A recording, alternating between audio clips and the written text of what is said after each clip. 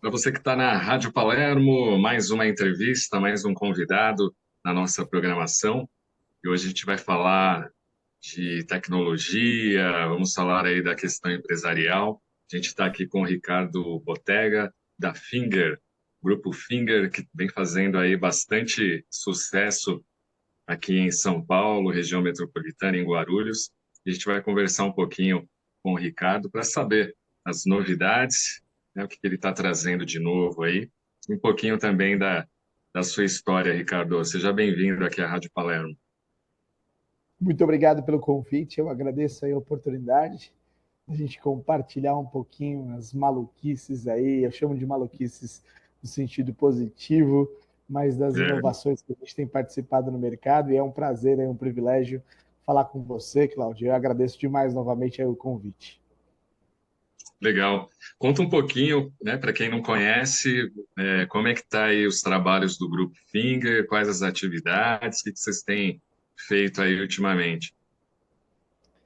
Bom, vamos lá, né? O Grupo Finger, ele é um grupo que já está há 13 anos praticamente em operação aqui em Guarulhos, né? Nós nascemos como um modelo de agência de comunicação, era uma agência de comunicação, né? Uma agência de marketing publicitário, e por incrível que pareça, e ela veio com um parafuso meio mal apertado, porque eu sou da área de tecnologia, eu sou da área de desenvolvimento, né?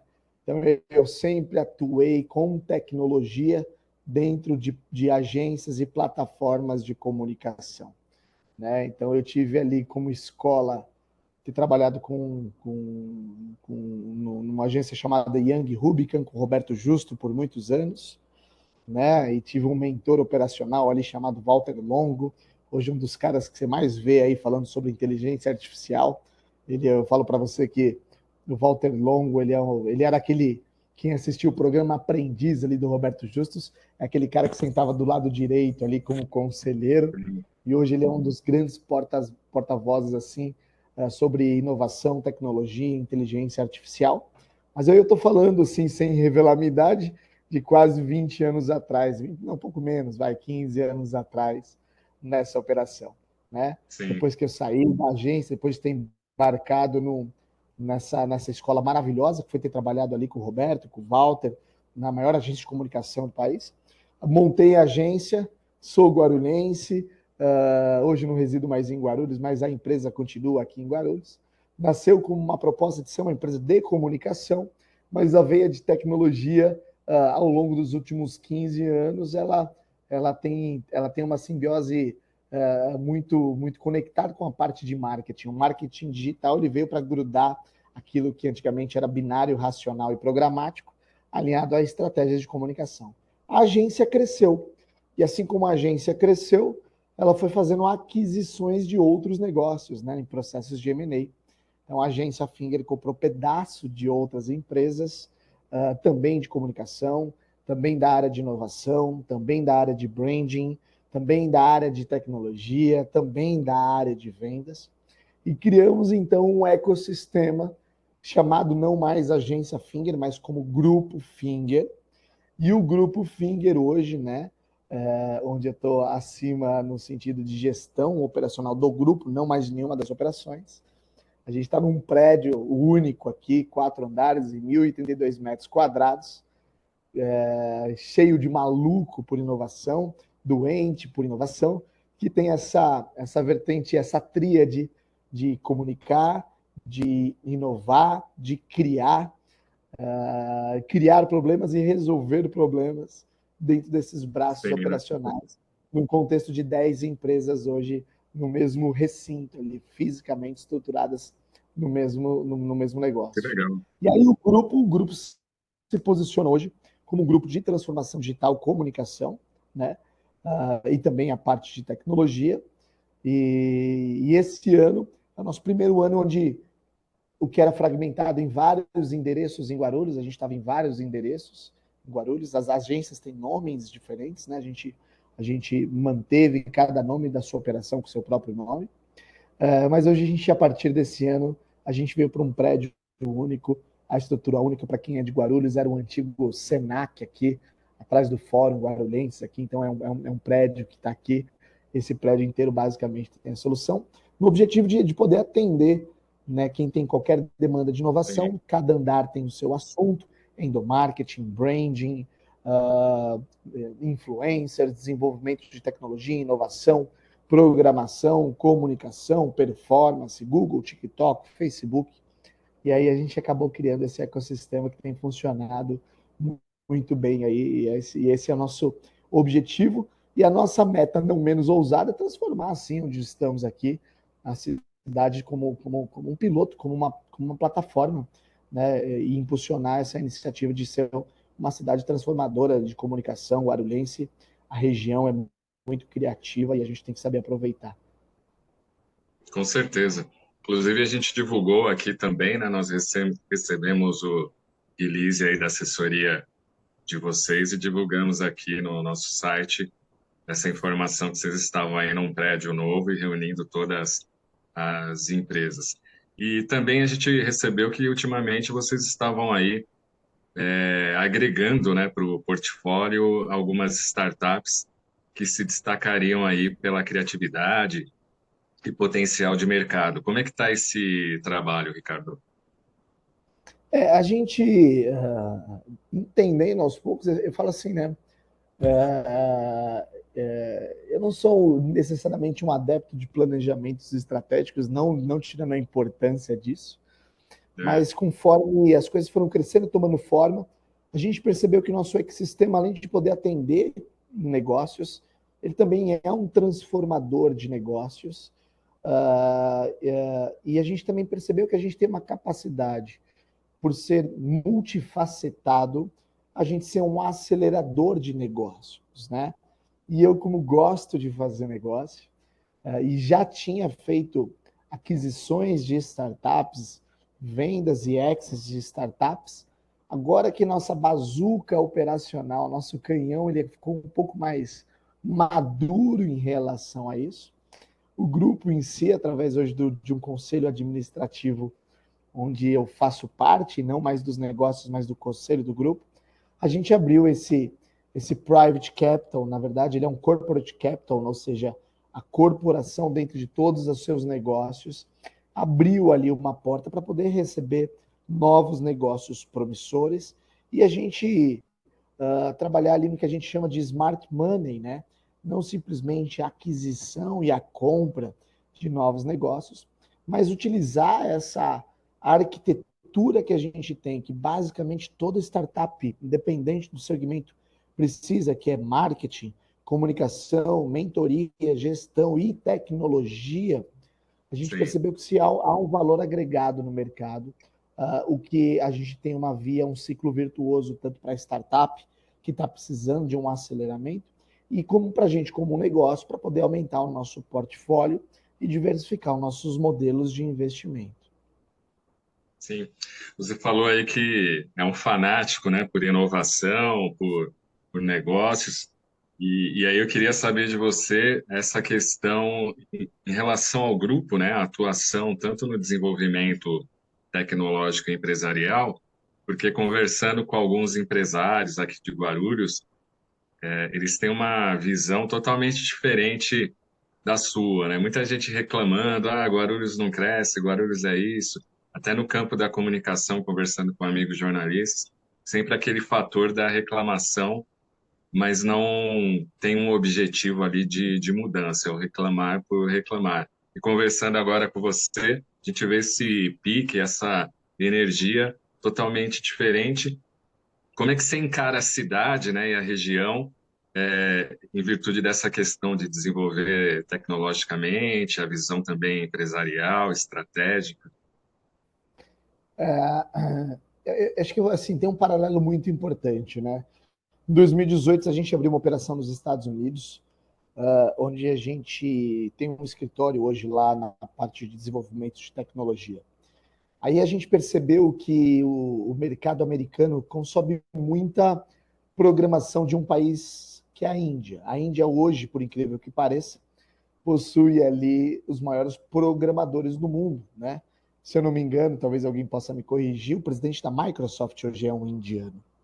E isso gera e é um ponto de indagação muito interessante, porque um país basicamente de terceiro mundo, com todas as suas dificuldades sociais, estruturais, governamentais, culturais, né? É um país que tem problema de infraestrutura de esgoto sanitário, produz os maiores e os melhores matemáticos e programadores do planeta, né? Isso faz a gente se questionar no sentido de que um ambiente que relativamente ele deveria ser um fator opositor a ter talvez o melhor time de dev do planeta hoje, mas essa dor estrutural acabou forjando talvez ali a forceps um time intelectualmente extremamente criativo para desenvolvimento.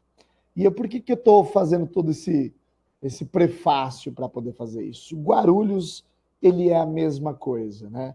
É uma É, cidade que ela tem desafios estruturais gigantescos, que eles não podem ser apagados disso, mas a gente ganha, se é que a gente pode falar um ganho, um superpoder de conseguir vencer na diversidade, ou seja, na dificuldade nos forma ou nos forja um ser altamente criativo, não no quesito não no quesito egocêntrico da palavra, mas no quesito de necessidade de sobrevivência. E aí, aos poucos, a gente percebeu que o programador suburbano, como Guarulhos é, mesmo muito próximo a São Paulo, e um programador nada mais é do que um resolvedor de problemas. Forjado nas suas dificuldades sociais, a gente acaba ganhando uma capacidade e uma criatividade de resolver o simples que talvez um país sueco ou uma cidade mais bem estruturada da Zona Sul não tem esse mesmo samba-lelê de quem foi é, forjado ali na dificuldade de pegar um trevo de bom sucesso ou ter uma ideia sim. genial para não chegar atrasado no trabalho, coisa que vamos pensar que é o lado positivo de uma realidade não tão positiva. E é daí que vem o meu otimismo. Eu entendi que a nossa capacidade de inovação e tecnologia, basicamente devido ao nosso lastro, ao nosso berço forjado numa dificuldade, fez com que a gente aprendesse na marra a criar caminhos mais simples, mais criativos, mais estruturados, para a gente ter soluções mais rápidas. A gente mira o gato e acerta o rato.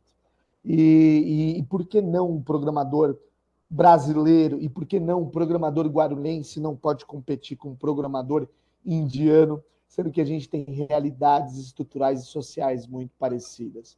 Esse meu otimismo hoje está muito baseado nisso, né? A gente tem uma matéria-prima de mão de obra intelectual que a gente perde às vezes para a grande São Paulo ou até para fora do país, mas que foi nascido assim como eu nascido aqui no SECAP, né, com maior orgulho em relação a isso.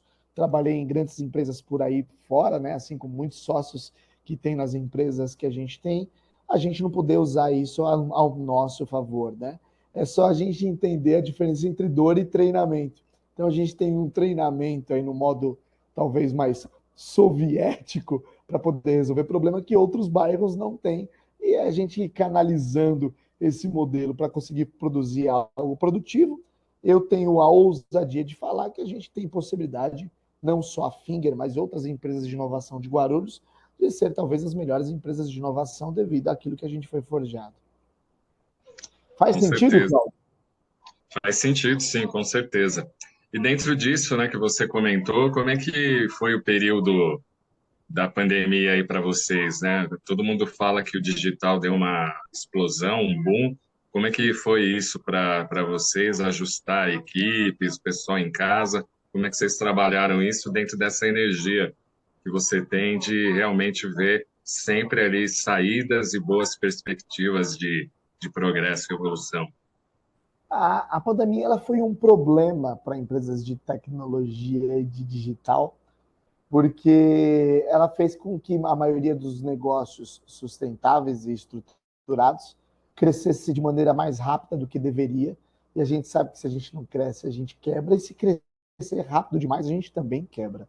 A nossa grande dificuldade, né, e eu não quero aqui trazer pontos positivos da pandemia, até porque a gente sabe os problemas causados, mas ela foi, de certa maneira, para o meu mercado tecnológico ou de comunicação ou de digital, um acelerador ali, um anabolizante, porque todo mundo que tinha uma deficiência de se posicionar digitalmente, sendo através de inovação ou de comunicação, começou a prestar atenção naquilo que deixou de fazer há muito tempo, né?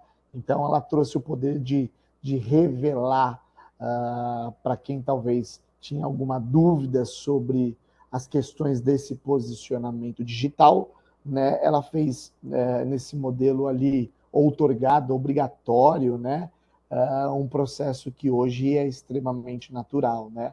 Então, a gente, antes da pandemia, defendia a bandeira do posicionamento digital. Hoje, pós-pandemia, a gente não precisa defender que as empresas precisam de um posicionamento digital. Olhar, se a gente está defendendo isso para alguém, provavelmente alguém já está prestes à falência. Então, todo mundo já tem essa pré-consciência de que o digital não é não é mais o bem casado do casamento ali, né? Que você faz se sobrar o dinheiro ou não. Ele faz parte do seu planejamento, tanto inovador como estratégico.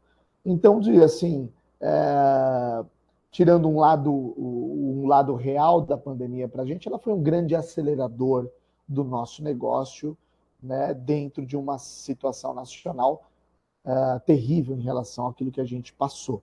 Mas o nosso mercado, especificamente, diferente de outros mercados que ficaram fechados, ele, de certa maneira, virou a bola da vez ali, porque a cloroquina realmente não funcionou na maioria dos casos, mas o digital salvou muitos negócios dentro do seu processo ali da pandemia.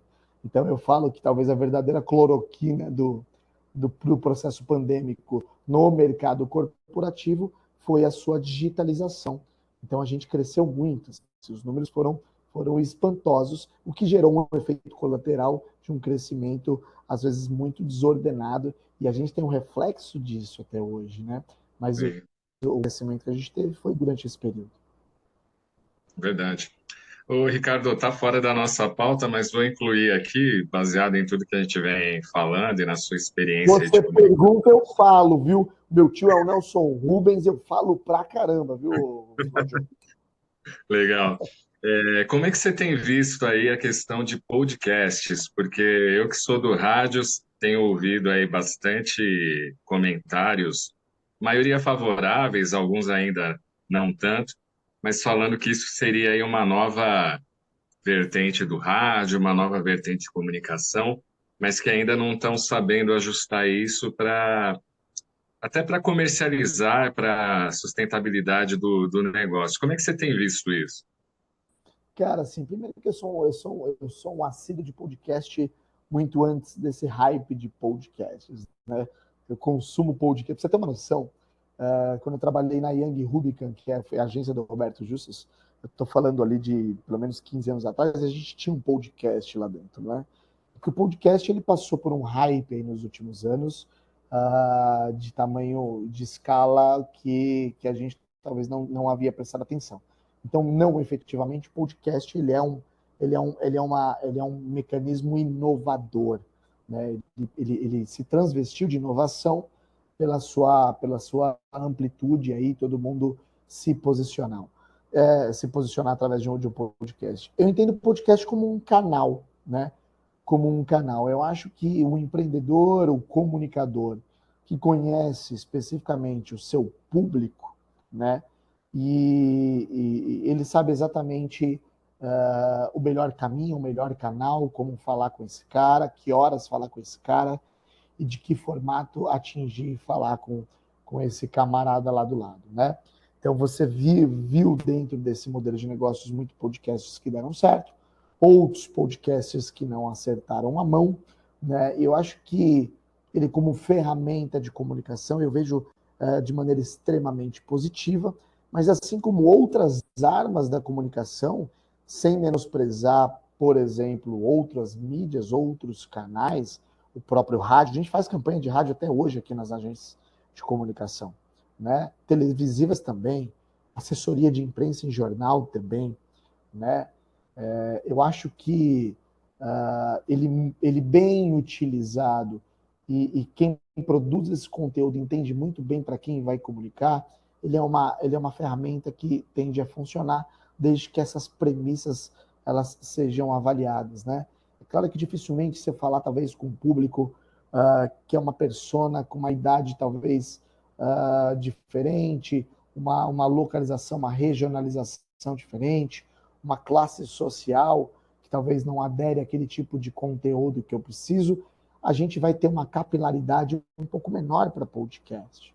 Mas se eu estivesse falando ali com um público talvez nativamente digital, que tem ali a sua faixa etária, os seus modulações, os seus hábitos, muitos voltados àquele seu próprio consumo de informação, o digital ele é um processo de escala exponencial.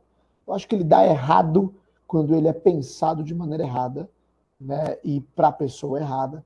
E ele tem de dar muito certo quando ele é pensado para a pessoa certa, no contexto certo e no momento certo, né? Então a gente hoje vê essa disparidade de múltiplos canais, mas no fim das contas, eu que sou da comunicação da velha guarda, ele é mais um de muitos canais, né?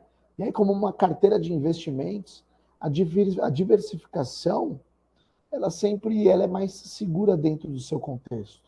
E o marketing em si, por mais teoria que a gente possa validar ou experimentar, ela é sempre um processo de validação, né? E a tecnologia, ela deu recurso para a gente poder validar e experimentar canais, meios e tecnologias de maneira mais rápida e produtiva. Então, eu acho que uma boa reflexão a respeito disso com o planejamento estratégico, né? Eu vejo o podcast fazendo parte hoje importante de muitos bons negócios, mas eu também já vi milhões de casos extremamente frustrantes, até porque a gente passou aí por um cometa Harley que você tem podcast até para falar sobre, sei lá, os sapos da Indonésia, né? Você tem podcast É verdade. que dá com pau. Então, é claro, de certa maneira, isso deve encher o saco, de certa maneira, para muita gente, né? Mas é o marketing de sempre, né? Acertar o básico, né? Porque por Sim, mais que a gente inove, os princípios básicos da comunicação continuam os mesmos, né? os mesmos, né? Com certeza. Para a gente finalizar, gostaria que você deixasse uma mensagem para os nossos ouvintes e quem está acompanhando a gente no YouTube, e também deixasse os contatos aí do Grupo Finger. Perfeito. Bom, eu como um guarulhense, aqui falando especificamente para Guarulhos, mas para qualquer cidade, talvez, que está ao redor aqui de São Paulo, que talvez não tenha muita capacidade produtiva, é acreditar nos profissionais que têm, nessas capacidades, transformar aquilo que é dor em treinamento, entender que essa forja que a gente que a gente cresceu baseado naqueles nossos desafios que já são naturais, na verdade é uma enorme possibilidade para a gente poder criar e fomentar novos negócios, né? E o Grupo Finger ele é uma representação clara disso hoje, né? Então, assim, todo mundo que está aqui tem muito orgulho do que faz, né? A gente não perde hoje, assim como muitas empresas parceiras e vizinhas aqui, a gente percebe que em relação à qualidade não perde para o mercado que está aí fora, né? A gente tem muitos caminhos de comunicação, que são muitas empresas hoje que estão no grupo, mas aí eu quero falar do programa de startup, eu acho que esse é a grande deixa, né? Então, se você tem uma ideia, um modelo de negócio, uma startup que está precisando ali de investimento, que está precisando não só do investimento, mas um investimento inteligente, um smart money, uma mentoria junto, atrelado a esse aporte para que esse negócio decole, a gente tem um e-mail que a gente criou chamado startups, no plural, @fingerdigital.com.br, onde a gente quer conhecer projetos, a gente quer conhecer pessoas, e principalmente a gente quer conhecer os criadores dessas ideias, porque a gente tem a nossa filosofia que é ali se a pessoas que tenham bons caráteres, que as técnicas, as habilidades, os restos, eles vêm por consequência de maneira natural. Então, acho que esse é o recado final aí, Cláudio. E eu fico à disposição. Sempre que você precisar bater um papo a respeito disso, conte com a Ah, gente legal. aqui. Gratidão. Obrigado aí pela participação e sucesso aí cada vez mais com o Grupo Finger. Eu que agradeço e muito obrigado aí pelo seu tempo novamente, pelo convite, e vamos para cima. Tamo junto.